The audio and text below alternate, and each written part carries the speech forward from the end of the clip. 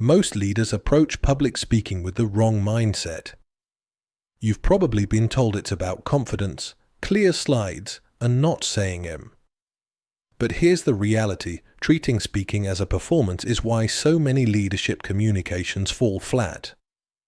The real cost isn't a few awkward moments, it's missed opportunities to align your team, secure crucial funding, and drive your strategic vision forward.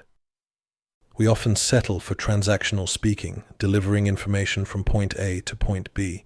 You share quarterly results, you update on a project, you check the box. But transformational speaking is something entirely different. It's about engineering a specific outcome in your audience. It's the difference between telling your team there will be organizational changes and actually getting them to embrace and champion those changes. The gap between these two approaches is where influence is won or lost. Today, we're going to unpack the hidden strategy that separates leaders who simply present from those who genuinely persuade and mobilize. If you're new here, please subscribe and like because I share tips to help you improve your career. So what is this hidden strategy? I call it intentional influence engineering. It's the deliberate process of designing every element of your communication to create a specific, measurable shift in your audience. This means you stop asking, "What do I want to say?" and start with a far more powerful question. What change do I want to create? Every speech, whether it's a 30-second stand-up or a keynote address, is a strategic intervention. To engineer influence effectively, you must recognize that you're always speaking to three distinct audiences simultaneously. I call them the head, the heart, and the hands. The head is your audience's logical, analytical side. They need data, evidence, and a rational case. The heart is the emotional center. It's about connection, values, and shared purpose. And the hands represent the actionable part. This audience needs to know exactly what to do next. Most leaders over-index on the head, delivering data-dense presentations that fail to move people. The most influential communicators skillfully address all three. Let me give you a concrete example from a client, a CEO who had to announce a difficult restructuring. The transactional approach would have been a slide deck full of charts explaining the financial necessity. He was tempted to just get through it. But we reframed it using influence engineering. Instead of leading with the cuts, he started by acknowledging the shared challenge the entire industry was facing: heart. He then presented the data showing why the status quo was unsustainable ahead. Finally, he laid out a clear, hopeful path forward, outlining how this restructuring would position the company for renewed growth and defining specific roles for everyone in the room to contribute. Hands. The result? The announcement became a rallying cry. It transformed anxiety into focused energy. The practical tool for this is what I call a pre-speech impact statement. Before you write a single slide, you answer these questions. What must my audience think differently when I finish? What must they feel? And what specific action must they take? This one-page document becomes your North Star, ensuring every word serves your strategic objective.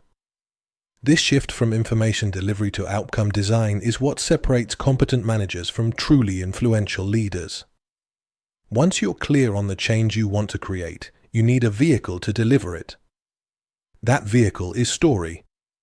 Data tells, but stories sell. In a business context, your narrative architecture is the framework that makes your message memorable and persuasive. The most effective structure is a simple three-act pattern: challenge, choice, outcome. The challenge sets the stage. It's the problem, the opportunity, or the changing landscape that creates tension. This is where you hook your audience by showing you understand their world. The choice is the critical juncture, the crossroads your organization faced. This is where you introduce the strategic options and explain the reasoning behind the path you chose. Finally, the outcome paints the picture of the future. It's the vision of success that your decision will create. This structure provides a natural arc that carries your audience from the current reality to a desired future. The key is to weave data and evidence into this story without letting it dominate. Don't say, Our Q3 revenue was $5 million. Instead, frame it within the narrative. Facing the challenge of a saturated market, we made the choice to pivot our strategy. The outcome? We not only stabilized but saw a 15% revenue increase in Q3, putting us on a new growth trajectory. The data supports the story, it doesn't replace it. You also need to adapt your core narrative for different contexts. The story you tell in the boardroom, where the challenge might be shareholder pressure and the choice is about capital allocation, will have a different emphasis than the town hall version, where the challenge is market competition and the choice is about team innovation. The underlying architecture remains the same, but the details shift to resonate with that specific audience. Consider a quarterly earnings story. The transactional approach is a dry recitation of numbers. The transformational approach frames it as a narrative. This quarter, we faced the challenge of rising supply chain costs. We had a choice: pass those costs to customers or find operational efficiencies. We chose the latter. The outcome is not just that we protected our margins, but that we've built a more resilient company for the long term. This transforms a financial update into a story of strategic resilience. By building a strong narrative architecture, you ensure your message isn't just heard, it's understood, remembered, and acted upon. If you're finding this helpful, please subscribe and like because it helps us create content that matters to you. Also, if you want to take your skills further, check out our executive education and executive coaching programs at execbeat.com. Now that you have your strategic narrative, how you deliver it either amplifies or undermines your authority. Your voice and presence are not just accessories, they're critical leadership tools. Let's start with vocal technique. Pace is everything. Rushing through content signals anxiety, while a measured, deliberate pace communicates control and confidence. Use strategic pauses to let key points land. Silence is a powerful emphasizer. Your pitch should have natural variation to maintain engagement. A monotone delivery suggests a lack of conviction. Your nonverbal cues are constantly being read by your audience. Stand with grounded stability, no shifting weight or pacing. Make purposeful eye contact across the room, holding it for a full thought with individuals rather than scanning nervously. Gestures should be intentional and match the scale of your message. Small, cramped gestures undercut a big vision, while expansive, open gestures reinforce confidence and transparency. Handling Q&A is where many leaders lose their strategic footing, treating it as a defensive exercise. Reframe it: Q&A is your greatest opportunity to reinforce your core message. The most effective technique for this is the bridge. When you get a challenging or off-topic question, acknowledge it briefly, then bridge back to what you want to emphasize. For instance, that's an important question about timelines, and it connects directly to our primary focus, which is ensuring quality implementation first. You validate the question without letting it derail your narrative. Finally, practice is non-negotiable, but practice for mastery, not memorization. You're not aiming to recite words perfectly. You're aiming to internalize the flow of your argument so thoroughly that you can deliver it with authenticity and adapt in the moment. Record yourself. Watch it back. Are you conveying the authority your message deserves? This level of preparation transforms delivery from performance into powerful, authentic leadership.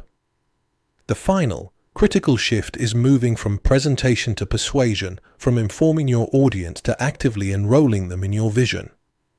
This is where your intentional influence engineering achieves its ultimate goal. The difference is activation. An informed audience has data, an activated audience has momentum. This requires designing clear, specific calls to action. Vague directives like "keep up the good work" or "let's be more innovative" create zero movement. Instead, be surgical. I need each department head to identify one process bottleneck and present a solution by next Friday.